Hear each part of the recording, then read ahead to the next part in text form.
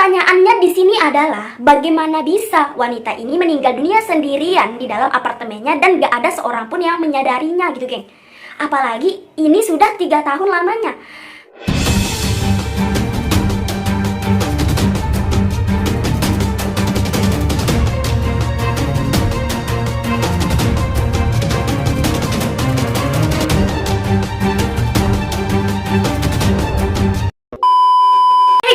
Assalamualaikum warahmatullahi wabarakatuh. Apa kabar kalian semua? Terima kasih ya geng sudah klik video ini, dan yang baru bergabung selamat datang. Baiklah geng, jadi pertemuan kali ini saya akan mengajak kalian bercerita dan membahas mengenai sebuah teka-teki kerangka di sofa di sebuah rumah kosong di Bandung, geng. Nah, bagaimana ceritanya? Langsung saja deh geng, kita masuk ke pembahasan. Keep stay tune, jangan di skip ya. Let's start it.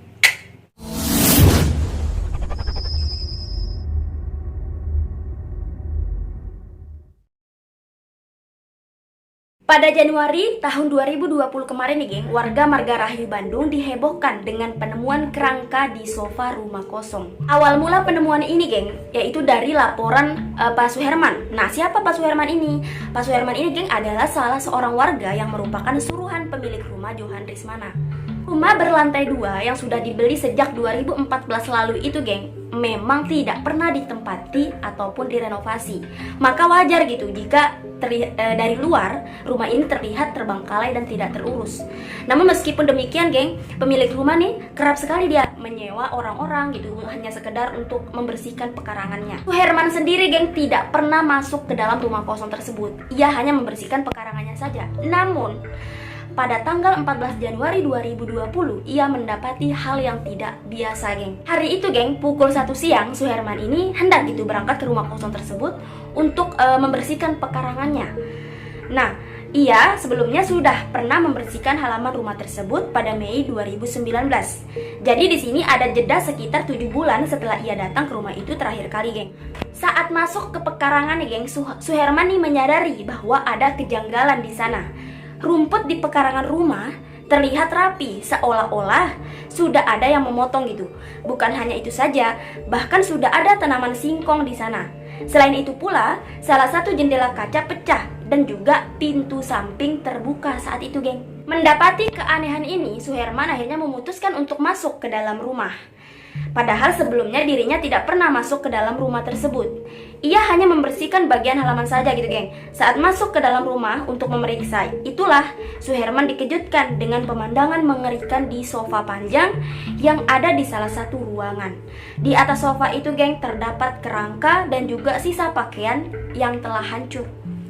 Suherman, geng, kemudian segera melaporkan penemuannya pada pemilik rumah, Johan Rismana, yang kemudian melaporkan ini kepada Polresta Bandung. Berdasarkan pemeriksaan polisi, geng, tidak ditemukan adanya kejanggalan di TKP. Polisi juga tidak mendapati adanya bercak darah. Yang ditemukan hanya bekas cairan dari kerangka yang sudah mengering tersebut. Pada kerangka juga tidak ada lagi, geng, daging atau jaringan otot yang menempel. Yang masih tersisa yakni rambut sebatas bahu. Sementara pakaian sudah hancur, tidak berbentuk, dan hanya menyisakan jas hujan yang dikenakan, geng. Polisi ini juga sama sekali tidak menemukan identitas atau barang mencurigakan yang mungkin tertinggal di sana. Di dalam rumah, tepatnya di bagian ruang tamu nih, geng, polisi menemukan bungkusan-bungkusan kabel yang dimana kabel ini telah sengaja gitu disisit dan diambil tembaganya. Jika kita cermati nih, geng, kasus ini agak mirip dengan kasus penemuan kerangka yang terjadi di London pada tahun 2006 silam, geng. Yaitu kasus Joyce Vincent, yaitu seorang wanita yang tinggal sendiri di apartemennya dan ditemukan hanya tinggal kerangkanya di atas sofa yang menghadap ke arah televisi yang masih menyala.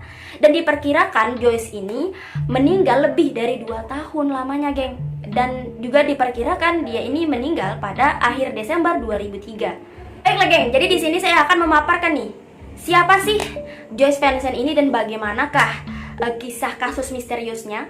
Di sini saya mengkolaborasikan ya, geng, kasus penemuan kerangka rumah kosong di Bandung dan kasus Joyce Vincent ini karena kasus ini hampir mirip gitu. Baiklah, jika ada pertanyaan, siapa sih Kak Joyce Vincent itu? Jadi, geng, Joyce Vincent ini memiliki nama panjang Joyce Carol Vincent, lahir di Hammersmith, Inggris tahun 1965. Ia adalah anak bungsu dari 5 bersaudara, geng. Dianugerahi wajah cantik dan berkepribadian menarik, semua orang pasti mengira bahwa wanita ini kelak akan memiliki masa depan yang cerah. Pada akhir tahun 1980-an, geng, Joyce pindah ke London, di mana di sana dirinya bertemu gitu dengan produser dan musisi-musisi terkenal dunia. Joyce bahkan pernah bertemu dengan Stevie Wonder, Betty Wright, hingga Nelson Mandela. Joyce tinggal seorang diri di sebuah apartemen di London. Namun, entah Joyce seolah menarik diri dari kehidupan sosial, ia mulai seringkali sulit dihubungi pihak keluarga. Teman-temannya juga tak lagi gitu melihatnya. Ia dilaporkan berpindah-pindah tempat tinggal. Kemudian pada tahun 2006, Metropolitan Housing Trust, pihak penyewa apartemen tempat Joyce tinggal, telah beberapa kali mencoba menagih uang sewaan yang telah jatuh tempo. Rupanya agensi Joyce secara rutin membayarkan sewaannya sampai jangka waktu tertentu. Saat sewa itu telah jatuh tempo, pihak pengelola apartemen beberapa kali mencoba menagih Joyce, namun gagal. Kemudian akhirnya pada 25 Januari 2006, mereka memutuskan untuk masuk secara paksa ke dalam apartemennya dan mereka menyaksikan pemandangan yang tak dapat dipercaya, geng. Tubuh kaku Joyce yang telah mengalami pembusukan parah telah duduk di atas sebuah sofa menghadap ke sebuah televisi yang tengah menyala. Di sekeliling tubuh itu, ditemukan beberapa hadiah Natal yang masih terbungkus rapi dan juga sebuah tas belanjaan. Sementara itu, surat-surat menumpuk di bawah pintu. Joyce Feinstein telah meninggal dunia 3 tahun yang lalu, bayangin. Jasadnya mengalami pembusukan dan nyaris sudah tak dikenali lagi. Pihak kepolisian yang melakukan penyelidikan bahkan harus menggunakan catatan dental untuk memeriksa mayat yang telah menjadi separuh kerangka tersebut, geng. Pertanyaannya di sini adalah bagaimana bisa wanita ini meninggal dunia sendirian di dalam apartemennya dan gak ada seorang pun yang menyadarinya gitu, geng. Apalagi ini sudah 3 tahun lamanya. So crazy kan, gitu kan? Masa iya gak ada bau busuk apa yang menyadari tetangga-tetangga apartemennya gitu kan. Kemudian polisi ini menelpon keluarga Joyce untuk dimintai keterangan gitu. Nah, menurut keterangan keluarganya, katanya Joyce ini telah bertunangan dengan kekasihnya.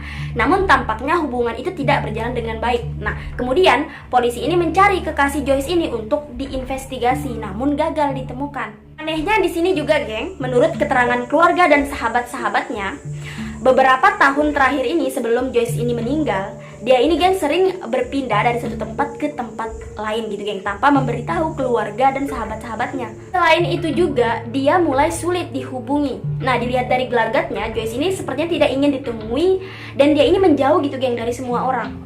Apa sih yang terjadi dengan Joyce ini sebenarnya? Mengapa sikapnya ini berubah sedemikian rupa gitu? Apakah ini berhubungan dengan kekasihnya tersebut? Bagaimana menurut kalian, Silakan komen di kolom komentar. Menurut keterangan yang didapat saat investigasi nih, Joyce rupanya sempat masuk rumah sakit North Middlesex Hospital pada November 2003. Ia dirawat di sana karena sempat mengalami muntah darah dan dokter mendiagnosanya mengidap sakit lambung kronis. Joyce sempat dirawat selama 2 hari di rumah sakit tersebut. Menurut catatan kesehatannya, Joyce juga diketahui mengidap penyakit asma. Pihak penyidik mengatakan besar kemungkinan Joyce meninggal karena penyakit lambungnya, penyakit asmanya, atau bahkan komplikasi dari penyakit-penyakit tersebut. Joyce diperkirakan meninggal dunia pada akhir Desember 2003 atau sebulan tak lama setelah keluar dari rumah sakit. Sementara itu, tetangga yang tinggal di dekat kamar apartemen Joyce tak pernah melaporkan sesuatu yang aneh.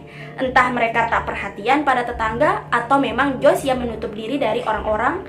Namun beberapa orang tetangga Joyce memberikan keterangan bahwa mereka memang sempat mencium bau busuk. Akhirnya, kehidupan dan kematian Joyce Feinstein ini menyisakan misteri yang tak terjawab. Mengapa dia ini tiba-tiba menghindar dari dunia luar, kemudian menghindar dari keluarga dan sahabat-sahabatnya. Nah, kita kembali lagi nih ke kasus kerangka di Bandung. Kerangka tersebut kemudian dikirim ke Rumah Sakit Bayangkara Sartika Asih Bandung untuk dilakukan pemeriksaan.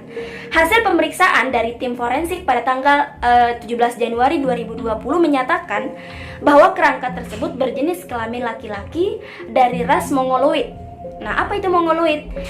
orang Asia yang diperkirakan berusia dewasa atau parubaya, geng. Pemeriksaan juga mendapati perkiraan kematian yaitu sekitar 6 bulan hingga 1 tahun sebelum kerangka ditemukan. Sementara itu, berdasarkan keterangan dari warga sekitar, mereka tidak mendapati adanya keanehan di rumah tersebut, geng. Selain itu juga, mereka mengaku sama sekali tidak mencium bau bangkai yang seharusnya merebak karena jasad mengalami pembusukan. Beberapa warga juga mengklaim kalau mungkin saja bau bangkai tersamar dengan bau selokan yang ada di sekitar rumah, katanya. Siapa sebenarnya orang di balik kerangka misterius tersebut? Apa yang sebenarnya terjadi padanya dan apa yang dilakukannya di rumah kosong itu? Mungkinkah ia korban pembunuhan yang jasadnya sengaja diletakkan di sana? Tapi mengapa tidak ada orang hilang seperti ciri-ciri tersebut dan gak ada gitu geng satupun orang yang mengklaim sebagai anggota keluarganya? Atau benarkah yang seperti banyak dikatakan orang-orang bahwa itu adalah kerangka orang gila yang kemudian meneduh gitu di rumah itu dan meninggal di sana? Ada banyak kemungkinan dan teori, geng, dan sepertinya kita harus menunggu gitu perkembangan dari kasus ini. Nah, geng, itulah pembahasan mengenai teka-teki kerangka di sofa rumah kosong Bandung dan penemuan kerangka juga di London tahun 2006. Namun bedanya yang di Bandung itu nggak tahu gitu identitasnya siapa pemilik kerangka itu. Kemudian yang di London yang terjadi di tahun 2006 silam, jelas-jelas identitasnya sudah diketahui, namun penyebabnya dia meninggal belum diketahui pasti. Lepas dari apapun itu, geng, semoga kedua jasad tersebut, geng, tenang di alam sana. Oke, geng, mungkin itu saja pembahasan dari saya. Kita ketemu di pembahasan-pembahasan selanjutnya, geng. Thanks for watching. Bye-bye.